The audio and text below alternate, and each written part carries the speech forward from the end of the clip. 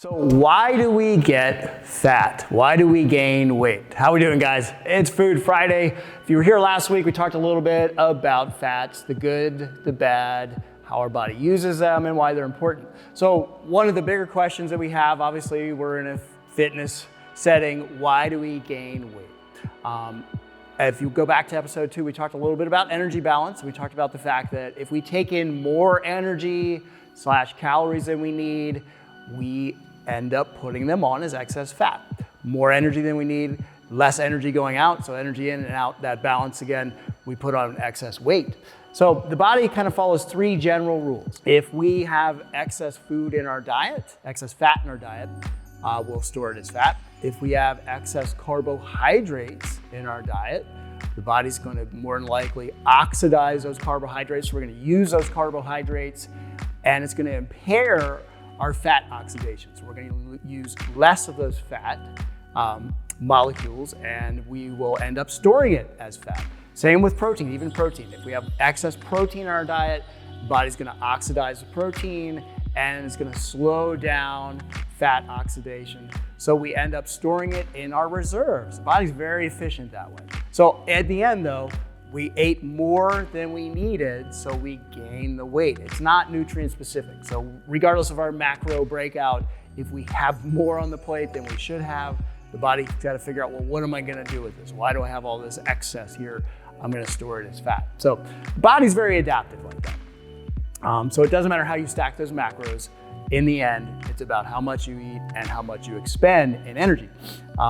So how do we lose weight would be the opposing question. And if we look at that, to some extent, you could think it works backwards. So if I eat less than the energy I need, I should lose the weight. And to a certain extent, that's true. We have less energy provided by nutrients, so the body's going to use its reserves, take from your fat stores. Obviously, that's our ideal scenario, and we'll start to lose the weight. But again, the body is very adaptive in that process. So when we go on those crash diets, which a lot of us like to do, we read that new fad, comes in, hey, let's try this. I've got all the things out of the way that need to get out of the way. Now it's time to do this crash diet. I'm gonna deprive myself of what nutrients I need and go on a 1,000 calorie a day diet. No, what have you, just generalizing. The body is gonna adapt to what it sees. So I've got less food coming in, less energy coming in. The metabolism starts to adapt. You have an adaptive metabolism.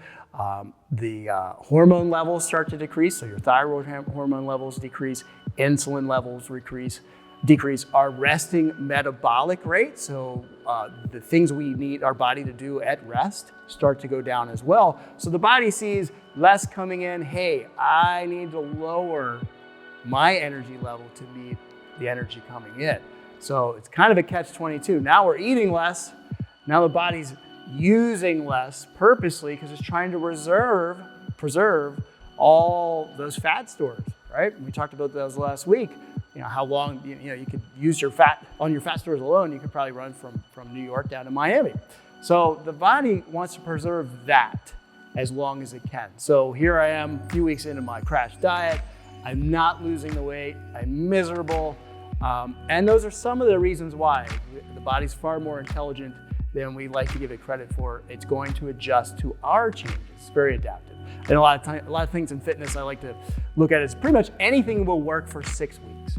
So whether that be, hey, I'm on a treadmill, I haven't done treadmill, 6 weeks out, I seem to be losing weight, and then I stop. So I start to plateau. So the body starts to learn and get better and get more efficient at using whatever we throw at it. So the same thing applies for our nutrition to a certain extent.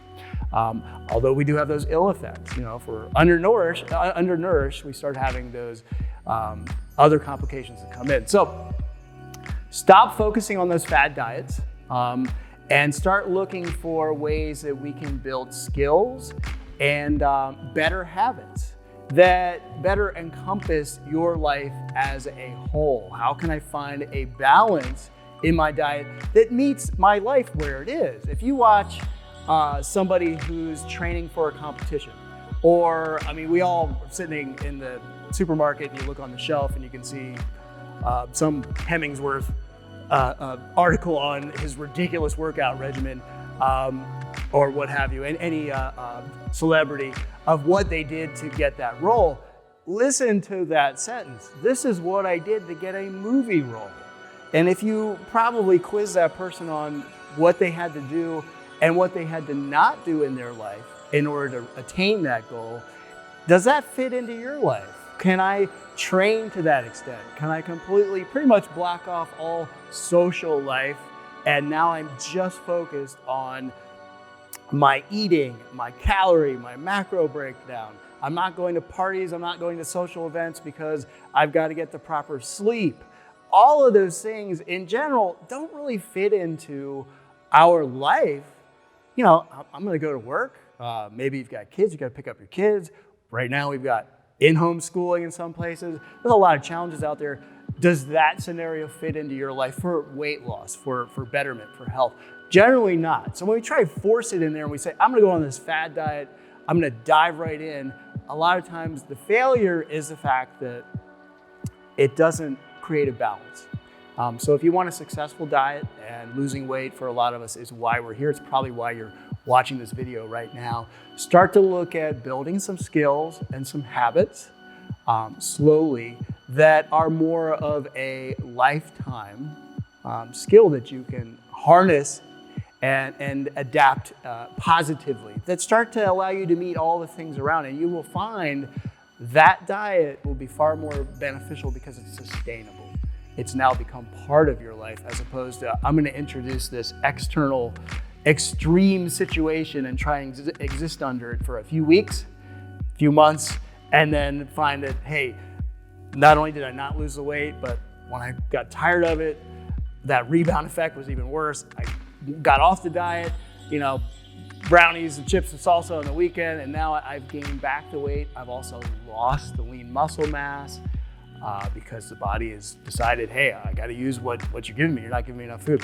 So better choices involve building some skills that will hopefully get you to meet your goal. So if you are serious about weight loss, start to look into purposeful, mindful ways to introduce those type of habits, better eating, better balance in life into your life, and you will find a lot more success. So keep it loud and proud till Monday, guys. See ya.